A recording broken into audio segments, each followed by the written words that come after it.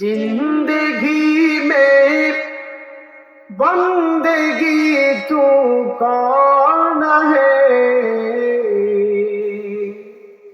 जिंदगी में बंदगी तू कौन है। जिंदगी पे बंदगी शर्मिंदा है। जिंदगी बे बंदगी शर्मिंदा है। ठीक है ना। दुनिया में तो दुनिया का कौन होगा न हो। बाजार से गुजरे हो खरीदार न हो।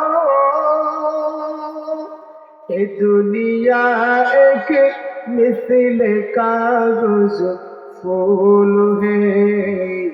ये दुनिया एक मिसल कागज फूल है।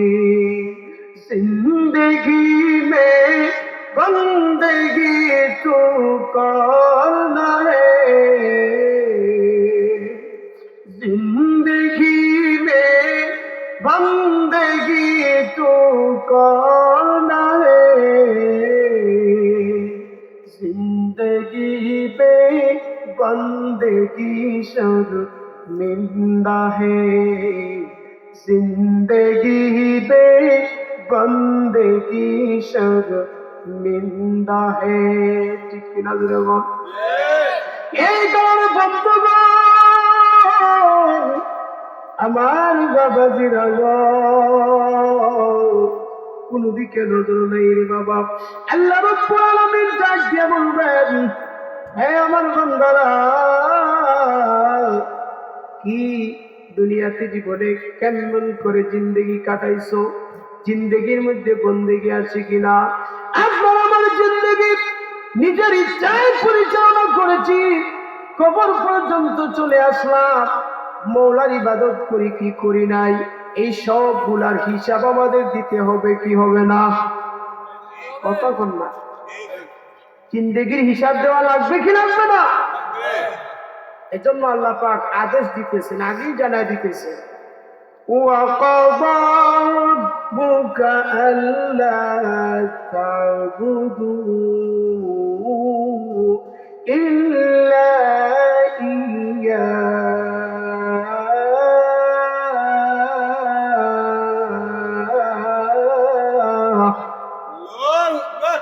আল্লাহ পাক আদেশ দিতেছেন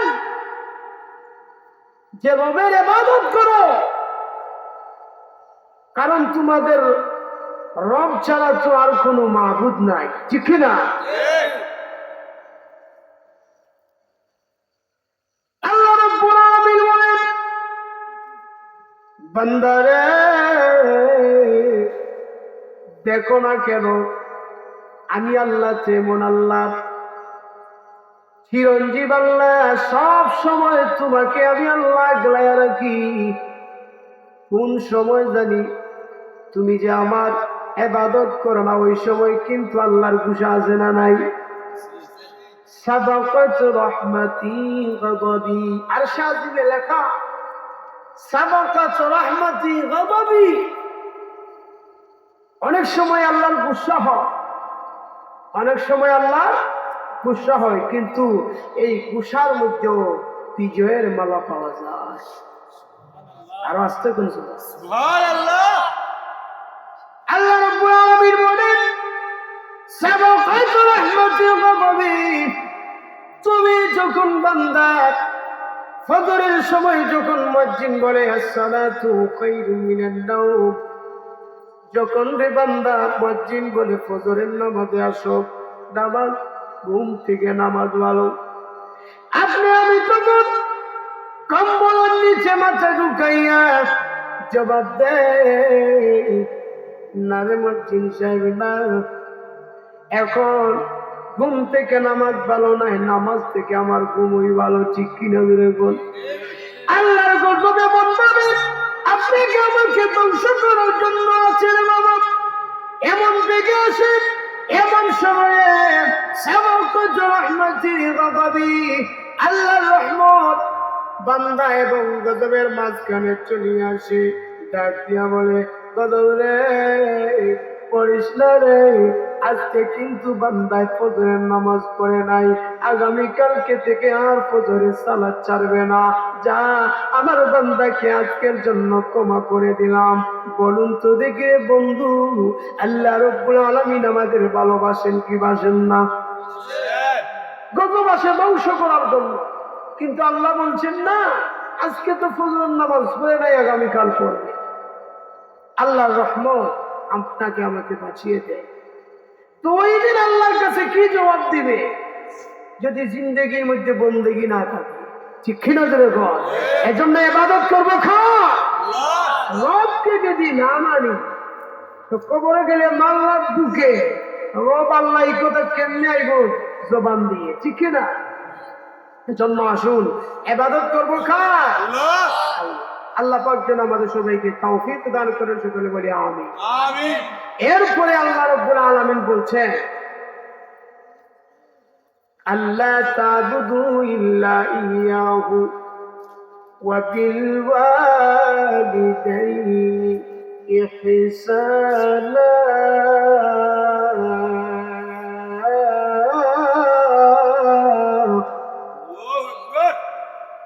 আমি আল্লাহর ইবাদত করার পরে এ বান্দা, মা বাবার সাথে তোমরা ভালো আচরণ করো, মা বাবার খেদমত করো, মা বাবার সাথে তোমরা ভালো আচরণ করো। কারণ মা বাবা যদি খুশি হয়, কোন সন্তান যদি মা বাবার খেদমত করিয়া মা বাবারে খুশি করতে পারে, আল্লাহ বলেন মা বাবা যদি খুশি হয় আমি আল্লাহও খুশি হইয়া যাই। রেজাল রব্বি রেজাল ওয়ালিদাইন, মা বাপ যদি খুশি হয়ে আল্লাহও খুশি, মা বাপ যদি অসন্তুষ্ট হয়ে আল্লাহ আপনার প্রতি নারাজ হইয়া যাবেন। ঘোষণা কার? আল্লাহ রাব্বুল আলামিন বলেন, হে বান্দা, তুমি যদি তোমার মা বাপকে খুশি করতে পারো, আল্লাহর নবীও হাদিসের মধ্যে বলে দিয়েছেন, আল জান্নাতু তাহতা আকদামি উম্মাহাত। আল্লাহর নবীও বলেছেন, মা বাবার খেদমত করার জন্য, মা বাবার সাথে সুন্দর আচরণ করার জন্য, মা বাবাকে খুশি করার জন্য, ঠিক কিনা বলেন? এক নম্বরে রবের ইবাদত করো। এরপরে আল্লাহ বলছেন মা বাবাকে সন্তুষ্ট করো, মা বাবার সাথে ভালো আচরণ করো। কিন্তু আমাদের সমাজে মা বাবার খেদমত আমরা করার তো দূরের কথা, তাদেরকে ধিক্কার জানাই, অভিশাপ পর্যন্ত দেয়, এমন সন্তান আছে না নাই? মনে রাখবে, মা বাপকে যদি খুশি করতে পারো, আল্লাহ আপনার প্রতি এমন খুশি হইবেন, এমনও নজির পাওয়া যায়, ইতিহাস থেকে এমনও ঘটনা আসে, এমনও ঘটনা পাওয়া যায় যে মার খেদমত করছে, আল্লাহর নবীকে চিঠি পাঠাইছে ওয়াইসুল কারনি, আল্লাহর নবীকে চিঠি পাঠাইছে, আমার মা অসুস্থ, আপনার সাথে দেখা করতে চায়। আল্লাহ রাসূল বলেন, আমার সাথে দেখা করার দরকার নাই, মার খেদমত করো। আর আসতে বলছো সুবহানাল্লাহ। কিন্তু বন্ধুগণ আমার, ফলাফল কি? ওয়াইসুল কারনি তো ঠগায় নাই, পিছনে পড়ে নাই, বরং মার খেদমত করে ওনার সম্মান বাড়ছে না কমছে? কেমনে বাড়ছে হুজুর? আল্লাহ আমি নবী দুনিয়া থেকে চলে যাব, আমার একজন আশিক আছে, সে মার খেদমত করতে গিয়ে আমার সাথে দেখা করতে পারে নাই। রে উমর, রে উমর, আমি নবীজি আমার জুব্বাটা তোমার কাছে রেখে দিলাম, সে যখন মদিনায় আসলো আমার ইন্তিকালের পরে, আবার ওই জুব্বাটা আমার ওয়াইস নামক পাগলটারে হাদিয়া দিয়ে দিও। আরো আসতে কোন সুবহানাল্লাহ। রে বন্ধু আমার বাবাজিরা গো, শুধু তাই না, আল্লাহর নবী বললেন ওমর শুধু তাই না, তুমি যখন জুব্বাটাকে হাদিয়া দিবা, এরপরে তুমি তার কাছ থেকে দোয়া নিবা, ওয়াইসের কাছ থেকে দোয়া নিবা, তো তুমি তার কাছ থেকে যদি দোয়া নিতে পারো তুমিও ধন্য হয়ে যাইবা। পরিবারুল মুসলিম ওমরকে আল্লাহ নবী বলতেছেন ওমর ওয়াইসের কাছ থেকে যদি তুমি দোয়া নিতে পারো তুমিও ধন্য হয়ে যাইবা। কেমনে ধন্য হইবা? খলিফাতুল মুসলিম উমর তো সাধারণ কোন সাহাবী ছিলেন না। আল্লাহর নবী বললেন লাউ কানা বাদি নাবিয়্যুন লাকানা উমর, আমার পরে যদি আল্লাহ কোন নবী পাঠাইতেন তাহলে উমর হতো আমার পরের নবী। আর আসতে কোন সুবহানাল্লাহ। সেই উমরকে বলতেছেন উমর ওয়াইসের কাছ থেকে যদি হে আল্লাহ তুমি যদি দোয়া নিতে পারো তুমি ধন্য হয়ে যাইবা। শুধু তাই না রে বাবা, খলিফাতুল মুসলিম উমর রাদিয়াল্লাহু তাআলা আনহু এমন পর্যায়ের তিনি একজন সাহাবী ছিলেন, আত্মাদিক জগতের এমন চক্ষুওয়ালা ছিলেন। মদিনার মিম্বরে বসলেন, হযরতে সারিয়া যুদ্ধ করতেছেন, এমন সময় মিম্বর থেকে বলতেছেন, খলিফাতুল মুসলিম উমর বলতেছেন ইয়া সারিয়া জাবাল আল জাবাল, হে সারিয়া পাহাড়ের দিকে তাকাও, শত্রু আছে, কাফিরদের মোকাবেলা করো। অথচ খলিফাতুল মুসলিমিন মদিনার মিম্বরে বসা, এই চক্ষু সাধারণ চক্ষু নয়, এই চক্ষু দিয়া হযরতে উমর আত্মাধিক শক্তি দিয়া ওই যে সাহাবী যুদ্ধ করতে যে সারিয়া, ওই পাহাড়ের মধ্যে লুকন্ত অবস্থায় আছে কাফির, ওই দৃশ্যটাও তিনি মদিনার মিম্বরে বসিয়া সবগুলা দেখতে পান। সেই খলিফাতুল মুসলিমিন উমরকে ডাক দিয়ে বলতেছেন, আল্লাহর নবী বলতেছেন উমর মদিনায় আমি যখন মারা যাব, আমার ইন্তিকালের পরে ওয়াইস নামক যে পাগলটা আসবে, মার খেদমত করতে গিয়া আমার সাথে দেখা করতে পারে নাই। ওমর যাও, আমি চলে যাব, ওই সময় কিন্তু আমি থাকবো না, আমার জুব্বাটা আমার ওই পাগলটারে হাদিয়া দিয়ে, আর তুমি উমর ওই ওয়াইসের কাছ থেকে দোয়া নিও। উমর রে, তার কাছ থেকে যদি দোয়া নিতে পারো তুমি ধন্য হইয়া যাইবা। এই জন্য বলুন, মা বাবার খেদমত করা দরকার আছে না নাই?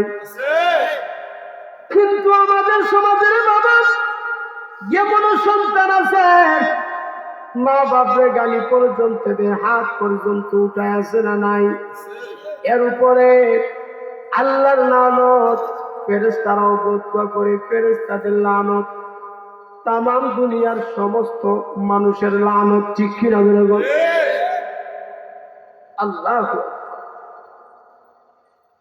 আল্লাহর নবী বলেন হুমা জান্নাতুকা ওয়া নারুকা, মা বাপ তোমার জন্য জান্নাত, আর মা বাপকে যদি অসন্তুষ্ট করো তাহলে জাহান্নাম। ঠিক কি না বলুন? মা বাপ খুশি থাকলে জান্নাত, মা বাপ যদি খুশি না থাকে তাহলে তোমার জন্য জাহান্নাম। আল্লাহ নবী ঘোষণা দিয়েছেন হুমা জান্নাতুকা ওয়া নারুকা। আল্লাহু আকবার। আজকাল সন্তানেরা বাইজিদ বুস্তামি রহমতুল্লাহ আলাইহি মার খেদমত করে তিনি ওলি হইলেন। ঠিক কি না? আর ওনার জমানায় একজনের নাম হইল হারুন, মা বাপরে খুব কষ্ট দিছে, তার জন্য জাহান্নাম। প্রাথমিক অবস্থায় হারুন, ইতিহাসের পাতায় লেখা, মা বাপরে খুব কদর করত, তখনও বিয়া শাদী করে নেয়, তখনও বিয়া শাদী। একই জমানা বাইজিদ বুস্তামি মার খেদমত করে পাইছে জান্নাত, কিন্তু হারুন জাহান্নামে কেন? বিবাহের আগে মা বাবার খুব একটা কথা মানতো, তেমন না, মোটামুটি। কিন্তু বিবাহ করার পরে বউ আসিয়া, বউ তো আর মা বাপে দেখতে পারে না, বউয়ের পাল্লায় পড়িয়া সেও মা বাপে দেখতে পারে। একদিন স্বামী স্ত্রী দুজন বসিয়া তারা পরামর্শ করতেছে যে দেখো, তোমার কিছুদিন পরে কিন্তু ওনার আব্বা মারা গেছে, ওনার আব্বা মারা গেছেন, খুব কষ্ট নিয়ে সন্তানে জ্বালায়, সন্তানের বউয়ে জ্বালায়, এগুলো সহ্য করতে না পাইরা বিচার আল্লাহ তাকে সারা দিয়ে চলে গেলেন। আবার কিছুদিন পরে ওনার মাও তো বৃদ্ধ হইয়া গেছে, তখন কাশিও একটু বেশি বাইয়া গেছে, তখন বউ বুদ্ধি দেয়, দেখো ওই সময় কিন্তু জঙ্গলার মধ্যে নিয়ে মানুষ ফালাই। তখন বলতো যে দেখো, এখন তো গভীর রজনী, তোমার মায়ের এই খেটখেটিয়া আর এই কাশির যন্ত্রণাতে ঘুমাইতে পারি না, এক কাজ করো, আরে না বস্তায় বন্দি করে জঙ্গলার মধ্যে না ফালাইয়া দাও, আর ইয়ার কুকুর যখন খাইবো, এই বাল্লুককে বা শিয়াল, নেকর শিয়াল যারা যখন খাইয়া ফেলবো, তখন কেউ আর দেখো জঙ্গলার মধ্যে ফালাইয়া।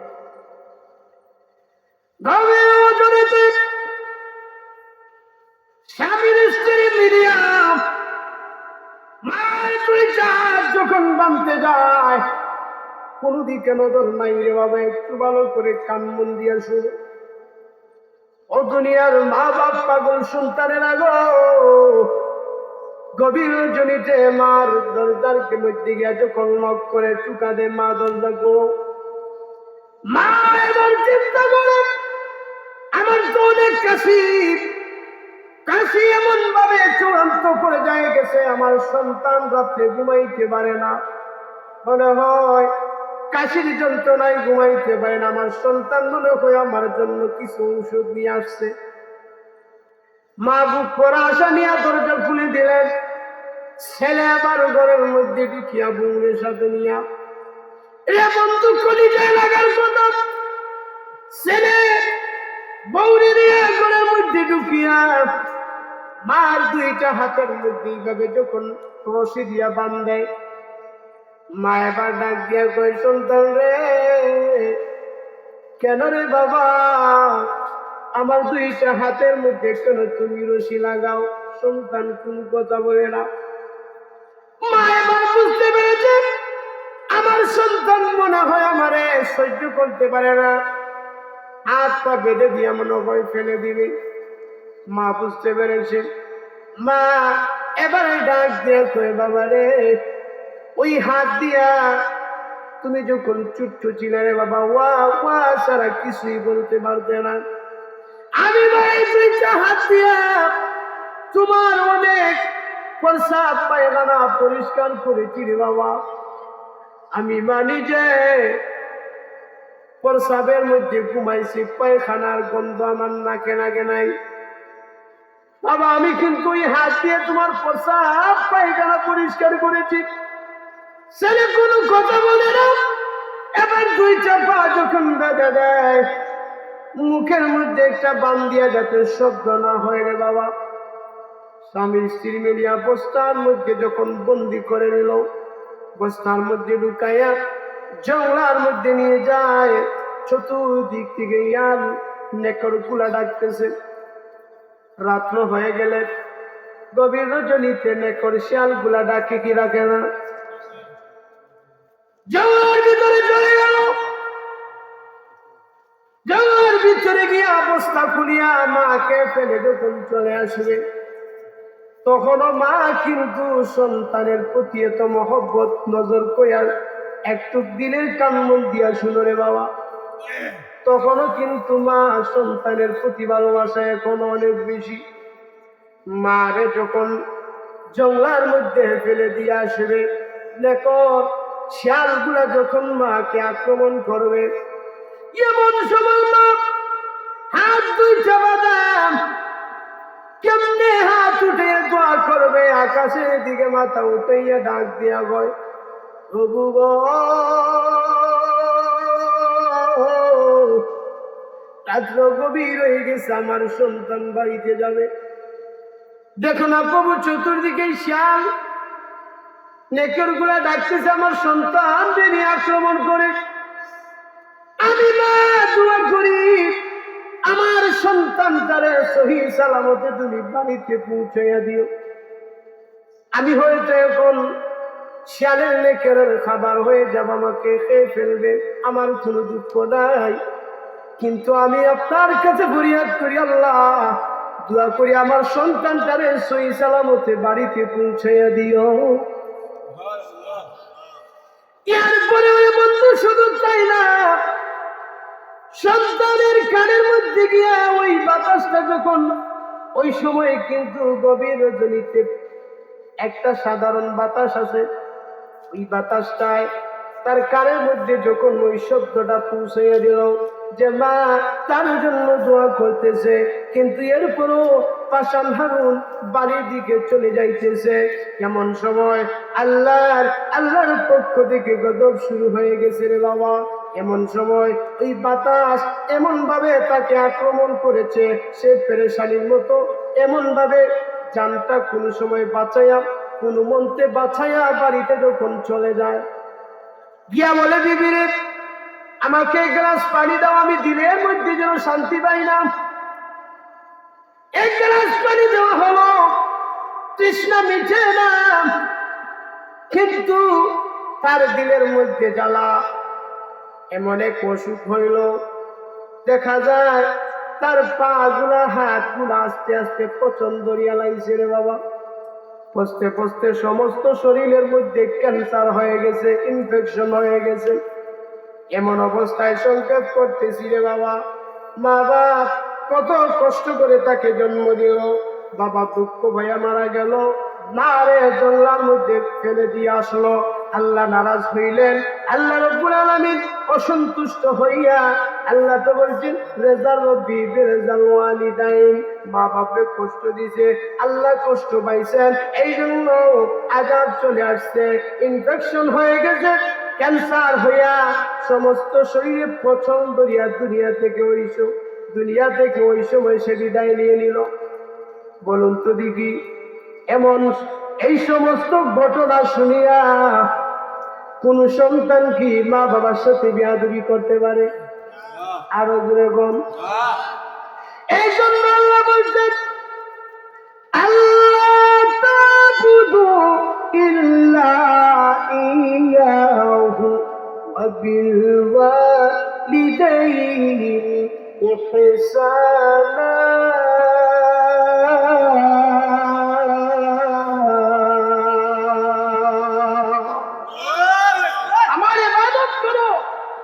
আমার উপাসনা করো এবং মা বাবার সাথে ভালো আচরণ করো। কথাটা আরো যখন খান আল্লাহু আকবার। আমার বন্ধুগণ দেখুন, হারুন তার মারে জঙ্গলার মধ্যে ফেলে দিয়ে আসলো, শরীরে ইনফেকশন হইয়া পচন ধরিয়া মারা গেল। আর ওই যুগেই বাইজিদ বুস্তামি মার খেদমত করিয়া বড় ওলি হইয়া গেল, ঠিক না? একজনে পাইছে জান্নাত, আরেকজনে জাহান্নাম। এই জন্য হুমা জান্নাতুকা ওয়া নারুকা, মা বাপ তোমার জন্য জান্নাত, আর খেদমত না করতে পারলে জাহান্নাম, ঠিক না? এখন আসুন, মা বাপ পাগল সন্তানেরা দুনিয়াতে আছে না নাই? এমন সন্তান আছে রে বন্ধু, মা বাপ বড় কষ্ট করে তারে মানুষ বানাইল, কিন্তু দেখা যায় এখন সুখের জিন্দেগি এমন অবস্থায় মা বাপ মারা যায়, এমন অবস্থা হইতে পারে কি পারে না? মা বাপ কষ্ট করে সন্তানরে মানুষ বানাইল, কিন্তু যখন সুখ শান্তি আসবে, এখন একটু আরাম আয়েশ করবে, এমন সময় মা বাপ মারা যায়, হইতে পারে কি পারে না? মা বাপ পাগল যারা আছে একটু দিলের কান মন দিয়ে আসুন, মা বাবার জন্য ভালো করে দোয়াও করতে পারো না। ওই সময় তো তুমি ছোট ছিলা, এখন মা বাবার জন্য দোয়া করতা, কিন্তু এমন সময় মাও মারা গেল, বাবাও মারা গেল, এখন করবে কি? নেক্সট সন্তান যদি হয়, একজন আল্লাহর ওলি তিনি ঘুমের ঘরে স্বপ্নে দেখলেন, একদিন তিনি একটা কবরের পাশে দিয়ে যাইতেছে। আল্লাহর ওলি কবরের পাশে দিয়ে যাইতেছে, কবরের পাশে দিয়ে যখন যায় তখন কিছু সময় দাঁড়াইয়া 3 বার সূরা ইখলাস, সূরা ইয়াসিন তেলাওয়াত করলেন, দুরূদ শরীফ পড়া কবরবাসীদের জন্য একটু দোয়া করে তিনি বাড়িতে চলে গেলেন। আশ্চর্যের বিষয় হলো রে বাবা, গভীর রজনীতে আল্লাহর ওলি যখন তিনি ঘুমের ঘরে চলে গেলেন, স্বপ্নে যুগে দেখেন ওই যে তিনি দিনের বেলায় একটা কবরস্থানে বসিয়ে তিনি সূরা ইখলাস 3 বার পাঠ করেছিলেন, সূরা ইয়াসিন পাঠ করেছিলেন, দুরূদ শরীফ পড়েছিলেন। ওই কবরবাসী একজন আরেকজনের সাথে প্রতিযোগিতা শুরু করে দিয়েছে ওই সওয়াবগুলো নেওয়ার জন্য। কে কার আগে এইভাবে তার যে জামাগুলো আছে জামাগুলা এমন ভাবে দিতেছে যে সবগুলা নিয়ে যাবে, এত সব হয়েছে। সবাই সব দেওয়ার জন্য, নেকিগুলো দেওয়ার জন্য সিরিয়াল এমন ভাবে সিরিয়াল ধরেছে, তার আগে কে কতটুকু সব নিয়ে যাবে, নেকি নিয়ে যাবে। কিন্তু রে বন্ধু, একজন মহিলা আল্লাহর ওলি তাকে দেখেন একটা চেয়ারের মধ্যে বসা, সে ওই লাইনের মধ্যে গিয়ে দাঁড়ায় না, সব নেওয়ার জন্য আসে না। সুবহানাল্লাহ বলেন। আল্লাহর ওলি ডাকে বলেন, মাগো সবাই সব নেওয়ার জন্য, নেকি নেওয়ার জন্য লাইনে দাঁড়ায় রয়েছে, কে কার আগে সব দিবে প্রতিযোগিতা শুরু করে দিয়েছে। তুমি কেন গো মা ওই চেয়ারের মধ্যে বসিয়া রইলা, তোমার কি নেকির কোনো প্রয়োজন নাই? মহিলা বললেন, না আমারও কোনো নেকির প্রয়োজন নাই। কেন গো মা? আমার বাড়ি হলো মুখ এলাকায়, আমাকে কবরস্থ করা হয়েছে এই এলাকায়, আমার একটা সন্তান আছে, আমি তাকে মানুষ বানাইছিলাম, ওই সন্তানটা কোরআনে হাফিজ, অমুক বাজারে আমার সন্তান একটা দোকান আছে, মিষ্টির দোকান, মিষ্টি যখন বিক্রি হয় তখন কিন্তু সে বেচা কেনা করে, যখন কাস্টমার চলে যায় কেসের মধ্যে বসে আমার সন্তানটা কোরআন শরীফ তেলাওয়াত করে, জিকির আজকার করেন, আর সবটুকু আমি এই কবরের চেয়ারে বসিয়া বসিয়া পাই। এই জন্য তো তুমি যে এখানে সব বন্টন করতেছো, নেকি বন্টন করতেছো, এগুলার আমার দরকার নেই। সুবহানাল্লাহ বলছো। সুবহানাল্লাহ। কিন্তু রে বন্ধু, আমার বাবাজিরা রে, ও যুবক ভাই, কেমনে গো মা বাবারে গালি দাও, মা বাবারে কেমনে কষ্ট দাও? আল্লাহর ইবাদতের পরে মা বাবার সাথে ভালো আচরণের কথা আল্লাহ নিজেই বলছেন। কিছুদিন পরে আল্লাহ বলেন, একই জায়গার মধ্যে দাঁড়াইয়া আবার তিনি সূরা ইখলাস 3 বার পাঠ করলেন, সূরা ইয়াসিন তেলাওয়াত করলেন, দুরূদ শরীফে ইস্তেগফার পড়িয়া দোয়া করলেন। গভীর রজনীতে যখন ঘুমাইলেন, ঘুমের ঘরে স্বপ্নে দেখেন ওই নেকিগুলো নেওয়ার জন্য আবার কবরস্থবাসী প্রতিযোগিতা শুরু করে দিয়েছে। ওই দিনের চাইতে আজকে কিন্তু ব্যতিক্রম রে বন্ধু। হে মা পাগল সন্তানেরা গো, একটু দিনের কান মন দিয়া শোনো। আজকের দুঃস্বপ্ন আল্লাহর ওলির কিন্তু ওই দিনের চাইতে একটু ব্যতিক্রম রে বাবা। ওই দিন কিন্তু মহিলাটা চেয়ারের মধ্যে বসা ছিল, কিন্তু আজকে আল্লাহর ওলি স্বপ্নে দেখে নেব সবার আগে ওই মহিলাটা নেকি নেওয়ার জন্য এমন ভাবে দৌড়াদৌড়ি করতেছে। আল্লাহর ওলি ডাক দিয়ে বলে, মহিলা গো, ওই দিন যখন নেকি বন্টন করায় তুমি তো সিংহাসনে বসেছিলা, তুমি নেকি নিলা না, আজকে কেন গো নেকি নেওয়ার জন্য তুমি সবার আগে চলে আসছো? কেন তুমি এমন ভাবে প্রতিযোগিতা কেন শুরু করে দিয়েছো? এ কথাটা বলতে রে বন্ধু, মহিলাটা দরদ মাখা কণ্ঠ নিয়া তিনি চোখের পানি ছেড়ে দিয়া কান্দে। মহিলাটা কান্দিয়া কয়, আল্লাহর ওলি গো, ওই দিন কিন্তু আমার সন্তানটা দুনিয়াতে বেঁচে ছিল, সে জীবিত ছিল, আমার জন্য সব পাঠাইতো। এই জন্য তোমার নেকির আমার কোনো প্রয়োজন হয় নাই। আজকে কিছুদিন হয়ে যায় আমার সন্তানটা দুনিয়া থেকে বিদায় হয়ে গেল। এখন আমার সন্তান বিদায় হয়ে যাওয়ার পরে তেলাওয়াত করতে পারে না, তাসবিহ তাহলিল করতে পারে না, সে কবরস্থ আমার মতো হয়ে গেছে। এখন তো আর আমার সন্তান সওয়াব পাঠাইতে পারে না। এই জন্য আমি আজকে তুমি যে দোয়া করেছো যে সওয়াব বন্টন হইতেছে ওইগুলো নেওয়ার জন্য আগে লাইনে দাঁড়ায় গেলাম। এই কারণে বন্ধু, মা বাপ যাদের আছে গো, জীবিত অবস্থায় যতদিন দুনিয়াতে থাকো, আল্লাহ রাব্বুল আলামিন নিজেই বলেছেন মা বাবার সাথে এমন ভাবে সুন্দরভাবে কথা বলো যে তোমার কথা শুনিয়া যেন মা বাবা মুগ্ধ হয়ে যায়, যেন তোমার প্রশংসা করে। আর আল্লাহ তাআলার কাছে তুমি দোয়া করতে থাকো সব সময়, রব্বিরহামহুমা কামা রব্বায়ানি সগীরা।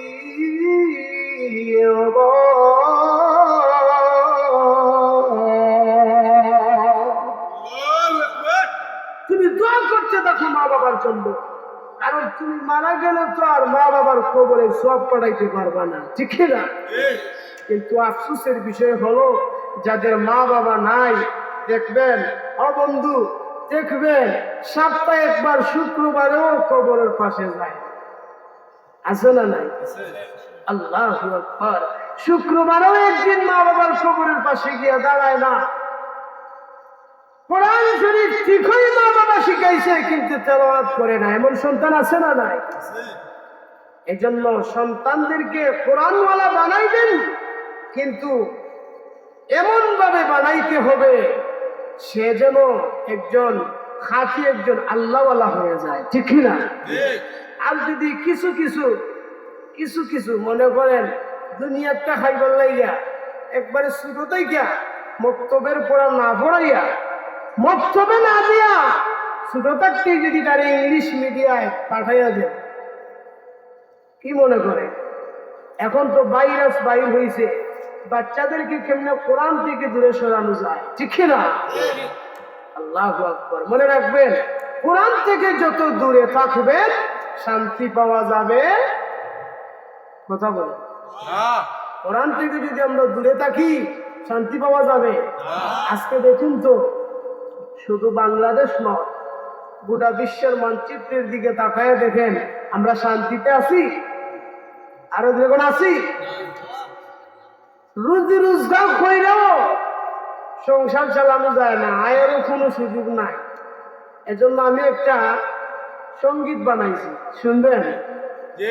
সঙ্গীতটা শুনবেন? এটা সত্য কথার সঙ্গীত।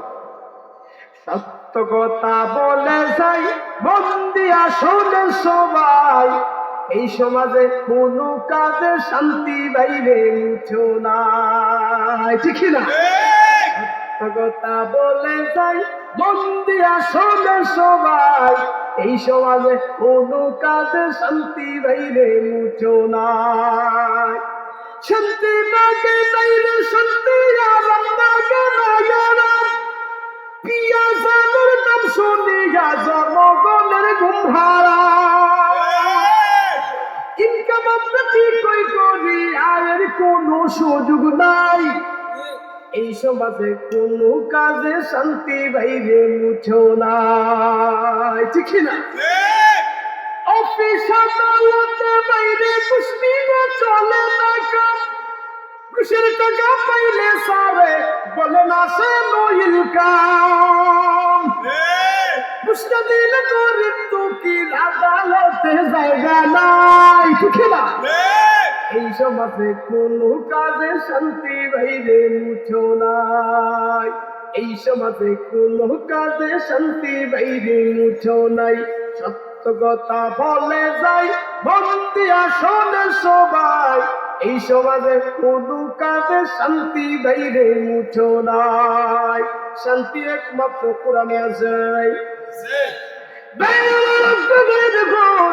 সন্তান যদি কোরআনওয়ালা হয়, সন্তান যদি কোরআন পড়তে পারে, কবরে বসিয়া বসিয়া মহিলা সব পায় কি পায় নাই? ওয়াজ মনে হয় মনে নাই, হুজুর ওয়াজ এক কান দিয়া বাইর হইছে, হামাই ঢুকছে, আর আরেক খান দিয়া জিজ্ঞাসা করা যদি হয় যে মাহফিলের মধ্যে গেলেন কি নিয়ে আসলেন, বলে বক্তা যে টান দিছে কলজা ফাটাইয়া লাইছে। তো কলজা যদি বেড়ায় ফাটাইয়া লাইলে তো আপনি বাঁচলেন কেমন? বুঝেন না কথা? এই জন্য মাহফিলে আসলে দু একটা কথা এইগুলা আমল করার দরকার আছে না নাই? আল্লাহ আকবার। কোরআনওয়ালা সন্তান যদি হয়, আমাদের মা বাবারও কিছু দোষ আছে না নাই? সন্তানদেরকে আমরা কোরআন থেকে অনেক দূরে রাখি, বক্তব্য পর্যন্ত দেই না। ভোরবেলার পড়া এটা আস্তে আস্তে উঠে যাইতেছে, ঠিক না? এই জন্য সন্তানকে যদি কোরআনওয়ালা বানাইতে পারে, ওই সন্তান যখন কোরআন তেলাওয়াত করবে তখন আপনি কবরে বসিয়া বসিয়া সওয়াব পাওয়া যাবে না? ওই যে আল্লাহর ওলি স্বপ্নে দেখলেন মহিলা সিংহাসনে বসা, কিন্তু ওনার সবগুলা নেয় না, বলে আমার সন্তান তো আমার সব পাঠাইতেছে, ঠিক না? দেখেন, মা বাপ খুশি হইলে আল্লাহ খুশি। ওয়াইসুল কারি মা বাপের মা খেদমত কইরা এমন ভাবে মার খেদমত করছে, নবী বলছে আমার সাথে দেখা করার দরকার নাই, মার খেদমত কর। নবী খুশি না বেজা? নবী খুশি হইলে আল্লাহ।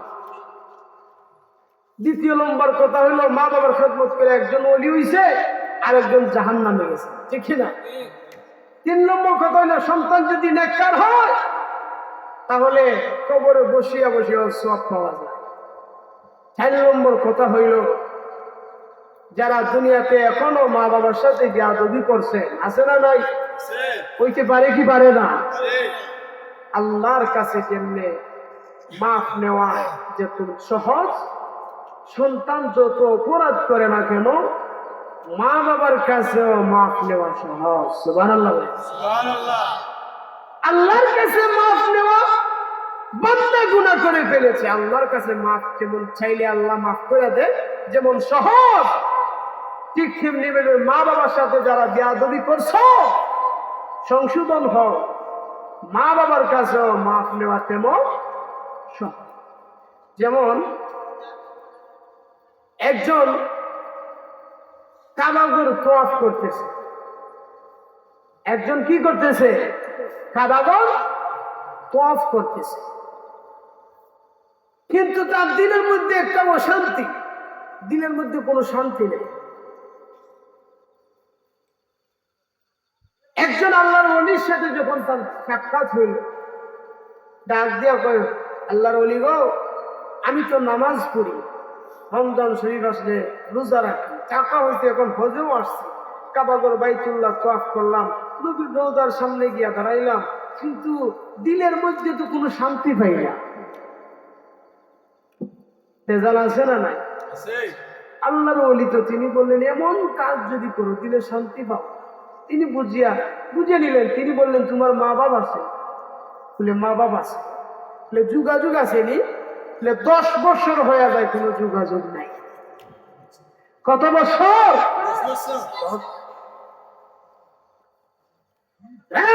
কোনো বিজ্ঞান নাই।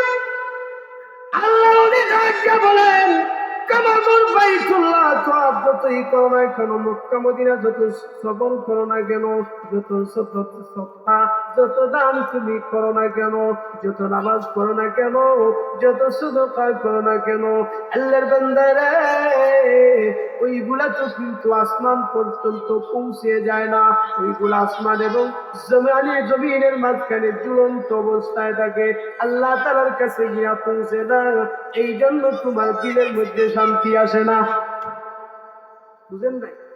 আপনি ওইগুলা করতেছেন ঠিকই আছে, মা বাপের কষ্ট দিয়ে নামাজ পড়তেছেন, মা বাপের কষ্ট দিয়ে হজ করতেছেন, দান সদকা খয়রাত করতেছেন, কিন্তু দিলের মধ্যে শান্তি নাই কেন? ওইগুলা তো আসমান এবং জমিনের মাঝখানে থাকে, আল্লাহ তাআলার কাছে তো যায় না। এই জন্য দিলের মধ্যে কোনো শান্তি। এই কথা বলার সাথে সাথে বন্ধু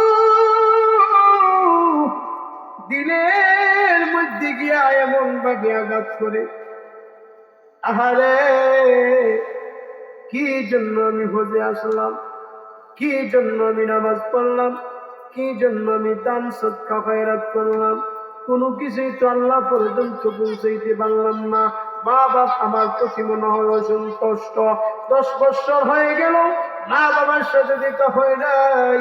এবার শুধু কান্দে আর কান্দে, সজদার মধ্যে গিয়া কান্দে। এবার দোয়া করতে শুধু চোখের পানি ছেড়ে দিয়ে কান্দে। এবার আসমানের দিকে হাত উঠাইয়া ডাক দিয়া বলে, প্রভু গো, এবার যদি দেশে যাই, মা বাপ না দেখি আর আসবো না। মা বাপ এবার দেশে গেলে দেখতে আসবো। সময় হারাইয়া এবার বলতেছি যে এবার যদি দেশে যাই তো মা বাপ দেখতে আসবো। 10 বছর করে যখন বাড়িতে গেছে, এখন তো 10 বছর পরে মানুষের একটু চেঞ্জ হয় না, পরিবর্তন হয় না। এলাকার অনেকেই দাঁড়িয়ে ছিলেন। পাশের বাড়ির একজন বলতেছে, ভাই অমুক মিয়া সেরা গালিমের বাড়ি ছিলেন? বলে, চিনি তো ওই বাড়ি। বলে, উনি কেমন আছে? বলে, উনি তো দুনিয়াতে নাই। কেমনে? বলে, উনার তো একটা ছেলে ছিল, এই হারামজাদা গালি দিতেছে, মা বাবার কষ্ট দিয়া বউ ফাল্লায় ফরিয়া এখন অনেক টাকাওয়ালা হয়েছে, মা বাবার খবর নেই। তো বাপ গ্যাস্ট্রিক দিকে চিকিৎসা করতে না পারে আলসার হইয়া, ক্যান্সার হইয়া দুঃখে দুঃখে মারা গেছে। এই কথাটা বলতেই কারণ করে খুব হিটে আঘাত লাগলো। আচ্ছা, ওনার ওয়াইফের অবস্থা? বলে, উনি আছেন তো না থাকার মতোই, উনিও আছে, তবে ওনার ছেলের জন্য কাঁদতে কাঁদতে 2টা চক্ষু চলে গেছে। আমরা গ্রামের সাহায্য সহযোগিতা করি, এইভাবেই তাদের সংসার চলে। এতটুকু বলার পরে সন্তান এমন 2টা চক্ষু দিয়া শুধু পানি পড়তেছে। এক কদম যায়, আবার পিছনের দিকে চলে আসে, এক কদম যায়, আবার পিছনের দিকে চলে আসে। এরকম করে করে বাড়ির সামনে গিয়া মা মা বলিয়া ডাক দিলেন। এ বন্ধু, মা দরজাটা খুলে দিলেন। মা ডাক দিয়া বলে, এত মধুর ডাক কে দিলে রে? মা মা বলে, কে ডাক দিলে? বহুদিন হয়ে যায়, এত সুন্দর মধুর ডাকটা তো আমি শুনি নাই। সন্তান এবার বলে, মা আমি তোমার পাগল সন্তান, বউয়ের পাল্লায় পড়িয়া টাকাওয়ালা হইয়া বাপ পাড়াইয়া লাইলাম, 10 বছর পরে আসছি। মা গো, আমি বুঝতে পেরেছি আমি অন্যায় করে ফেলেছি, অপরাধ করে ফেলেছি। আমার চাইতে গুনাহগার আসমানের নিচে জমিনের উপর আর কেউ হইতে পারে না রে মা। মা গো, মক্কা মদিনায় কাবাতুল তওয়াফ করলাম, নবীর রওজার সামনে গিয়া দাঁড়াইলাম, কোনো শান্তি পাইলাম না। নামাজ পড়িয়া শান্তি পাই না, আমি দান সদকা খয়রাত করেও শান্তি পাই না। মা গো, আমি যদি আমার ওই ইবাদত গুলো আল্লাহ পর্যন্ত পৌঁছাইতে না পারি, তাহলে আবার ইবাদত করে কি লাভ? মা গো, অনেকদিন পরে বাবা হারাইয়া তোমাকে কষ্ট দিয়া তোমার দরবারে চলে আসলাম, তুমি কি আমাকে এইভাবে বিদায় দিয়ে দিবা? মা এবার মধুর কণ্ঠ নিয়ে বলে, বাবা রে, কেমনি আমি তোমারে ফিরিয়ে দিব রে বাবা? তুমি তোমার ভুল বুঝতে পেরেছো, এতেই আমি সন্তুষ্ট। আল্লাহু আকবার। তুমি তোমার ভুল সংশোধন করে নিয়েছো, বুঝতে পেরেছো রে বাবা। বাবা রে, আমি তো কোন স্বার্থের বিনিময়ে তোমাকে লালন পালন করি নাই। আমি তোমার প্রস্রাব পায়খানা পরিষ্কার করেছি, তোমাকে দুধ খাওয়াইছি, তোমাকে কুলের মধ্যে নিয়ে চুমু খাইছি, কোনো কিছু পাওয়ার জন্য করি নাই রে বাবা, শুধু মা হিসাবে করেছি। যেমন মাকে বাবাকে যদি কেউ কষ্ট দেয় রে বাবা, আসমান এবং জমিনের মাঝখানে তার আমল গুলো ঝুলন্ত অবস্থায় থাকে, আল্লাহর দরবারে পৌঁছে না। এই জন্য আল্লাহ বলছেন, ওয়াকাবুকা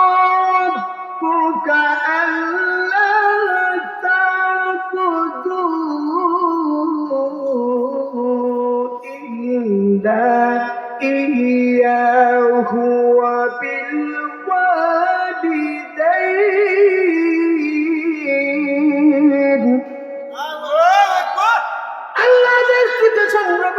খেদমত করো, মা বাবার সাথে ভালো আচরণ করো। ওয়াবিল ওয়ালিদাইনি ইহসানা।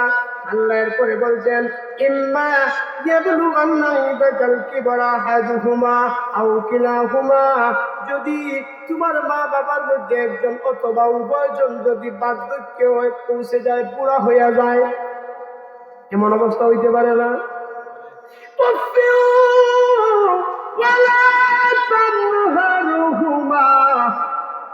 মা বাপ এমন শব্দটা উফ শব্দটাও বলবে না।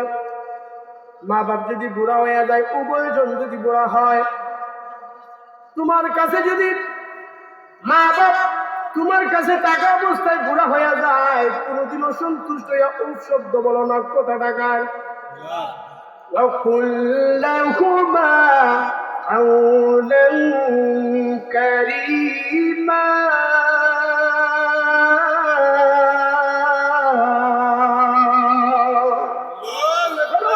মা বাবাকে কোনো সময় তমক দিও না, তমক দিয়া কথা বলো না, সব সময় বিনয়ের সাথে কথা বলো। তোমার কথার মধ্যে যেন মাধুর্য থাকে, তোমার কথায় যেন তোমার মা বাবা সন্তুষ্ট হয়ে যায়, ঠিক কিনা?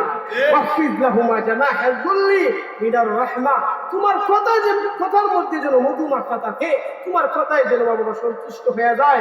বরং কথা দিয়া মা বাবাকে কষ্ট দিও না। গালি তো দেওয়া হারাম, গালি তো দিতেই পারবে না, এমন কথা বলো না যেন মা বাবা কথার মাধ্যমে কষ্ট হয়ে যায়। আল্লাহ পাক এরপরে বলছেন শুধু তাই না, তুমি তোমার মা বাবার জন্য দোয়া করো। দোয়া করো, আল্লাহ আমি ছোটবেলায় যেভাবে আমার মা বাবা আমারে লালন পালন করছে, প্রভু রে আমার মা বাবা যেভাবে আমারে মায়া করছে, তুমিও তাদেরকে ওইভাবে মায়া করো না। আল্লাহ বলছেন তুমি দোয়া করো, রব্বির হামহুমা কামা রাব্বায়ানি সগীরা। এখন বলুন তো দেখি, আজকের আলোচনা থেকে আমরা কি বুঝলাম? মা বাবারে কষ্ট দিতাম না, মা বাবার খেদমত করে জান্নাত নিতাম।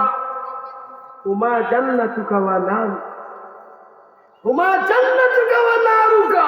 মা বাপ খুশি হইলে জান্নাত, আর বেজার হয়ে গেলে কথা বল না। এই জন্য মা বাবার খেদমত যেন আমরা করি। 1 নম্বরের রবের বাদত কত সুন্দর করে আপনাদেরকে বুঝাইলাম, বুঝছেন? এইগুলাই যে যারা সন্তান পাগল, মা বাপ পাগল যারা আছে, তাদেরকে বলি ভাইও মা বাবারে কষ্ট দিও না। এই হজ করিয়া লাভ হইতো না, এই কোটি কোটি টাকা দিয়ে মসজিদ বানাইয়া লাভ হইতো না, ঠিক না? কোটি কোটি টাকা দিয়া এই বিল্ডিং বানাইয়া কি লাভ হইল যদি মা বাবা সন্তুষ্ট না থাকে? এই জন্য মেরে ভাই অদস্ত বুজুর্গ, আজ থেকে ওয়াদা করেন যাদের মা বাবা আছে তাদের খেদমত করিয়া যেন আল্লাহ পাক যেন আমাদেরকে জান্নাত হাসিল করার তৌফিক দান করেন। মুসা নবী বলছিলেন আল্লাহ আমার সাথে জান্নাতে থাকবো কে? আল্লাহ বলছিলেন অমুক এলাকার খোসাই, অমুক এলাকার খোসাই তোমার সাথে জান্নাতে থাকবে, কারণ সে তার মা বাবার খেদমত করছে। সারাদিন খোসাই দেখা যায় গরু জবাই করিয়া, দুম্বা জবাই করিয়া বাড়িতে যাওয়ার সময় নরম নরম গুস্তগুলা, ভালো ভালো গুস্তগুলা মা বাবার জন্য লইয়া যাইতো, নিজে পাপ করিয়া বিবির সন্তানদের না দিয়ে আগে মা বাবারে খাওয়াইতো। এই জন্য আল্লাহ বলছেন মুসা তোমার সাথে জান্নাতে যে সাথী হবে একটা কসাই, তিনি গিয়ে নিজেও পরীক্ষা করে দেখলেন মুসাফির হইয়া, আল্লাহু আকবার, এমন ভাবে কসাই তার মা বাবার খেদমত করলো, আল্লাহর মন জয় করলো। মুসা আলাইহিস সালাতু ওয়াস সালামের সাথে কসাইটা জান্নাতে থাকবে।